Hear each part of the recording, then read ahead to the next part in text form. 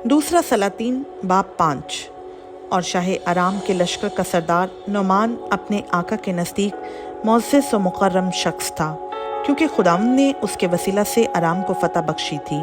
वो ज़बरदस्त सूरमा भी था, लेकिन कोड़ी था, और आरामी दल बांध कर निकले थे और इसराइल के मुल्क में से एक छोटी लड़की को असीर करके ले आए थे। वो नुमान की बीवी की खिदमत करती थी। उसने अपनी बीबी से कहा, काश मेरा आका उस नबी के यहाँ होता जो सामरिया में है, तो वो उसे उसके कोढ़ से शिफा दे देता। सो किसी ने अंदर जाकर अपने मालिक से कहा, वो छोकरी जो इसराइल के मुल्क की है ऐसा ऐसा कहती है। सो आराम के बादशाह ने कहा, तू जा और मैं शाह इसराइल को ख़त भेजूंगा। सो वो रवाना हुआ और 10 किंतार चांदी और 6000 मिस्काल सोना और 10 जोड़े कपड़े अपने साथ ले लिए, और वो उस ख़त को शाह इसराइल के पास लाया, जिसका मज़मून ये था कि ये नामा जब तुझको मिले तो जान लेना कि मैंने अपने खादिम नुमान को तेरे पास भेजा है, ताकि तू उसके कोढ़ से उसे शिफा दे। जब शाह इसराइल ने उस ख़त को पढ़ा तो अपने कपड़े फाड़ कर कहा, क्या मैं खुदा हूँ कि मारूं और जिलाऊं, जो ये शख्स एक आदमी को मेरे पास भेजता है कि उसको कोढ़ से शिफा दूं? सो अब ज़रा गौर करो, देखो कि वो किस तरह मुझसे झगड़ने का बहाना ढूंढता है। जब मर्द खुदा अलीशा ने सुना कि शाह इसराइल ने अपने कपड़े फाड़े, तो बादशाह को कहला भेजा, तूने अपने कपड़े क्यों फाड़े? अब उसे मेरे पास आने दे, और वो जान लेगा कि इसराइल में एक नबी है।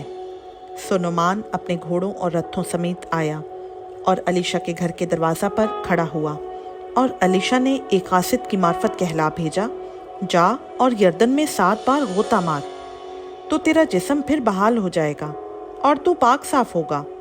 पर नुमान नाराज होकर चला गया और कहने लगा, मुझे गुमान था कि वो निकलकर ज़रूर मेरे पास आएगा और खड़ा होकर खुदावंद अपने खुदा से दुआ करेगा और उस जगह के ऊपर अपना हाथ इधर उधर हिलाकर कोड़ी को शिफा देगा।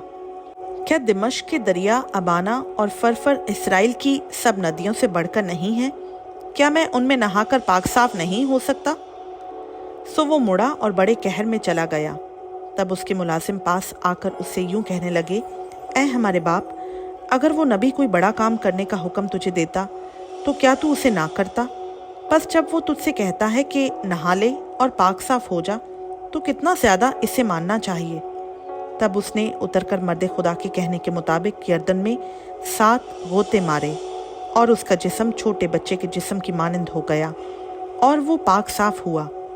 फिर वो अपने जलों के सब लोगों समेत मर्द खुदा के पास लौटा और उसके सामने खड़ा हुआ और कहने लगा कि देख, अब मैंने जान लिया कि इसराइल को छोड़ और कहीं रोए ज़मीन पर कोई खुदा नहीं, इसलिए अब करम फरमाकर अपने खादिम का हदिया कबूल कर। लेकिन उसने जवाब दिया, खुदावंद की हयात की कसम जिसके आगे मैं खड़ा हूँ, मैं कुछ नहीं लूँगा। और उसने उससे बहुत इसरार किया कि ले, पर उसने इनकार किया। तब नुमान ने कहा, अच्छा तो मैं तेरी मिन्नत करता हूँ कि तेरे खादिम को 2 खच्चरों का बोझ मिट्टी दी जाए, क्योंकि तेरा खादिम अब से आगे को खुदावंद के सिवा किसी गैर माबूद के हजूर ना तो सौख्तनी कुर्बानी ना ज़बीहा चढ़ाएगा। पर इतनी बात में खुदावंद तेरे खादिम को माफ़ करे कि जब मेरा आका परस्तिश करने को रिमोन के मंदिर में जाए और वो मेरे हाथ पर तकिया करे, और मैं रिमोन के मंदिर में सरनगू हूँ, तो जब मैं रिमोन के मंदिर में सरनगू हूँ तो खुदावंद इस बात में तेरे खादिम को मुआफ़ करे। उसने उससे कहा, सलामत जा। सो वो उससे रुखसत होकर थोड़ी दूर निकल गया। लेकिन उस मर्द खुदा अलीशा के खादिम जेहाजी ने सोचा कि मेरे आका ने आरामी नुमान को यूं ही जाने दिया कि जो कुछ वो लाया था उसने ना लिया।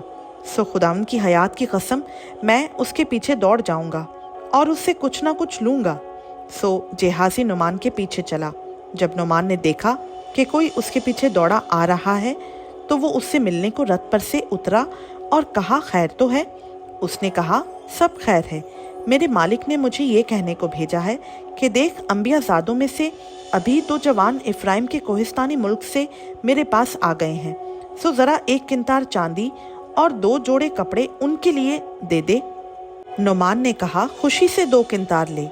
और वो उससे बजिद हुआ और उसने 2 किंतार चांदी 2 थैलियों में बांधी और 2 जोड़े कपड़ों समेत उनको अपने 2 नौकरों पर लादा और वो उनको लेकर उसके आगे आगे चले। और उसने टीले पर पहुंचकर उनके हाथ से उनको ले लिया और घर में रख दिया और उन मर्दों को रुखसत किया, सो वो चले गए। लेकिन आप अंदर जाकर अपने आका के हुजूर खड़ा हो गया। अलीशा ने उससे कहा, जिहाजी तू कहाँ से आ रहा है? उसने कहा, तेरा खादिम तो कहीं नहीं गया था। उसने उससे कहा, क्या मेरा दिल उस वक्त तेरे साथ ना था जब वो शख्स तुझसे मिलने को अपने रथ पर से लौटा? क्या रुपए लेने और पोशाक और जैतून के बागों और ताकिस्तानों और भेड़ों और बैलों और गुलामों और लौंडियों के लेने का ये वक्त है? इसलिए नौमान का कोढ़ तुझे और तेरी नस्ल को सदा लगा रहेगा। सो वो बर्फ़ सा सफ़ेद कोड़ी होकर उसके सामने से चला गया। खुदा उनका पाक कलाम का पढ़ा, सुना, समझा और कबूल किया जाना हम सबों के लिए बाइस बरकत हो। आमीन।